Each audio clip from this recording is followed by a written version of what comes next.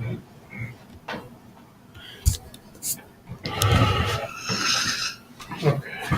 How's everybody doing? Good.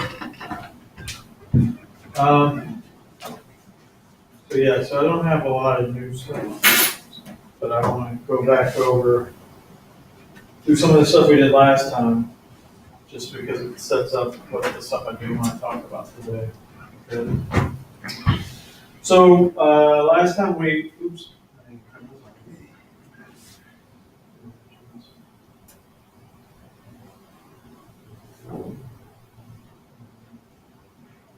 Okay, Brownsville, can you see the? Yes. Okay. Right. So last time we had started to talk about how to compute this cross section, right? First thing we wanted to do was compute the matrix element squared, right? And we had these really complicated, well, not really complicated, but I'm trying to remember where we were. Hold on. Anyone notice? I think I lost like half my notes here last time. Let's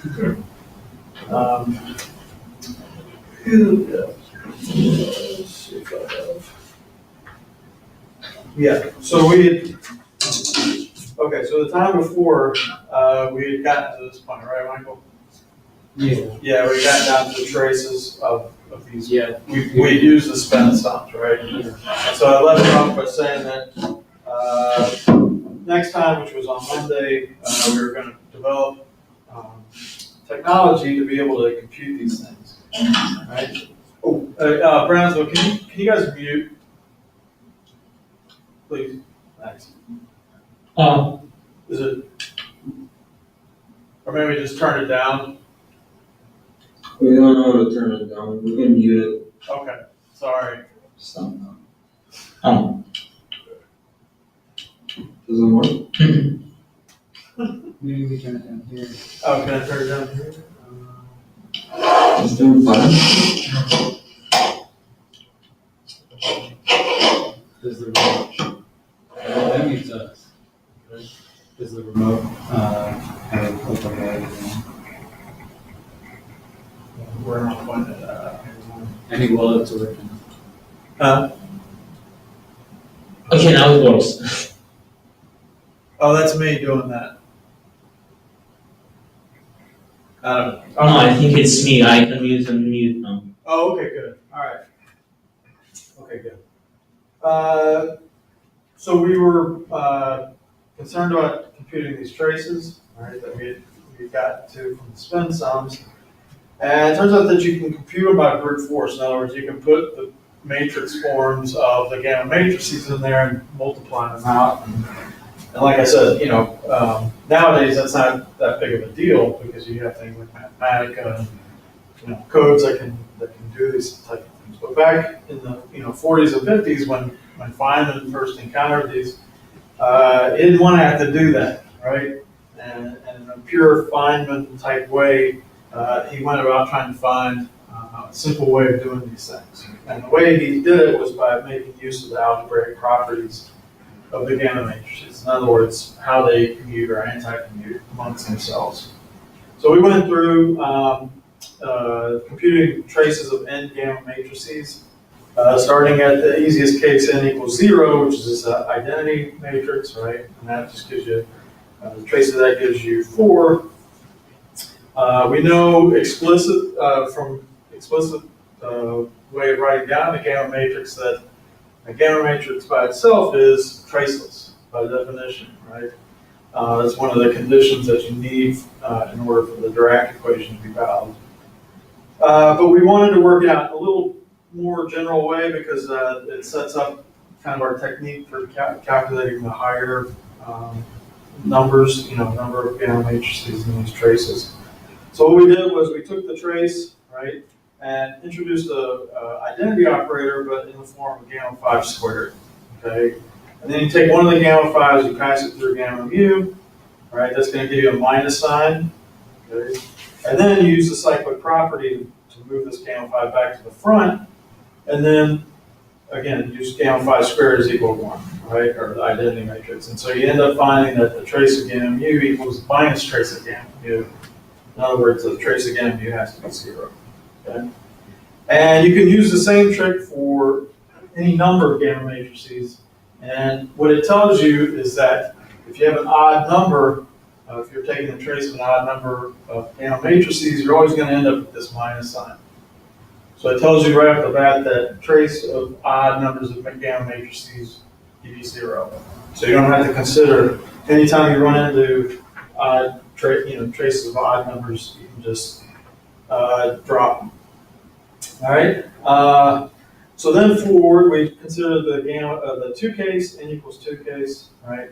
And so here I'm using anti-commutation relation, right? And so that gives me this 2 g mu nu, and then the minus gamma mu, so with the flip-flop, right? And we know what the trace of that is, that's just a factor of 4. And this guy, we can again use the cyclic property and move that gamma mu to the front. And that's the same thing that we have on the left-hand side. So I can add it over here and then divide by 2. All right, so we find that the trace of 2 gamma matrices looks like that. And so this is kind of the trick of how we do higher numbers. They have to be even, obviously, but higher numbers of gamma matrices. And so you basically anti-commute the first gamma matrix, the one that's in the beginning, through each gamma matrix that's to its right. So you want to pass that first one all the way to the right. And it's a multi-step process, so we work through the n equals 4 case. All right, so I'm taking gamma mu and I'm passing it through these 3, but I have to do it in steps. Okay, so I pass it through gamma nu, this gives me this piece, and then now you can see gamma mu's moved over 1 slot, right? And then I continue that, so I have to pass it through gamma rho, which gives me this guy, right? And then finally I have to pass it through gamma sigma, which gives me this term, okay? And at that point, you've got these traces of, these have been reduced to 2 gamma matrices, right?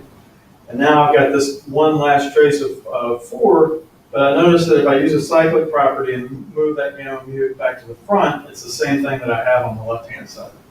Okay, so I can again add it to both sides and then divide by 2, and I end up finding that the trace of 4 gamma matrices is that. Okay, it's some combination of metric tensors. Okay. All right. We also worked out the gamma 5 traces of strings of gamma matrices with gamma 5, and basically we found that the first non-zero one is the trace of gamma 5 with 4 gamma matrices. Okay, and the answer looks something like this. Okay, so the trace of gamma 5 with 4 gamma matrices is proportional to the Levi-Civita tensor, and then the overall constant is a factor of minus 4i. And I gave you guys some identities on the Levi-Civita tensor that'll come in handy. I'll show you how they come in handy today.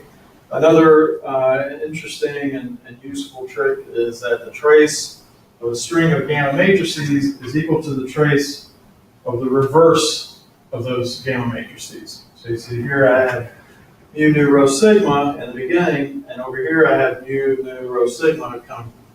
So it's just like I've reflected it. Okay.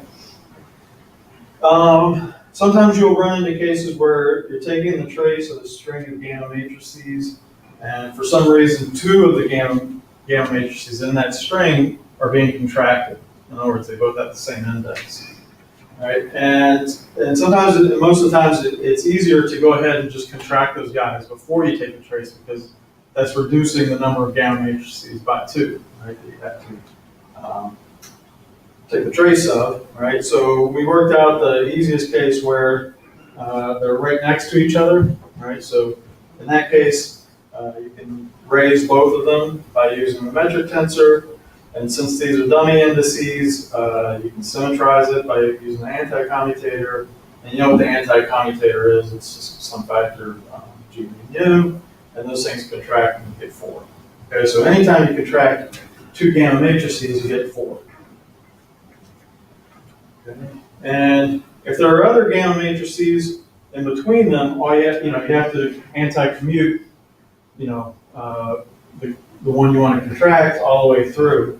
Okay, so, but I just wrote down the answer for a couple of cases where you have, 1, 2, or 3, but, you can, nowadays you can write code that will take strings of gamma matrices and move them all over the place, because it'll know what the anti-commutation relation is. Okay, so with all that done, we finished our discussion of the technology that we needed, and we went back to our expression for the matrix element squared. Okay, and so the first thing I did was I wanted to consider this first trace using that stuff that we just learned. Okay, so here I have the trace, right, and I've just multiplied it all out, and you notice that the cross terms have odd numbers of gamma matrices because there's a gamma matrix in these slashes. All right, so those terms you can drop. Those terms you can drop.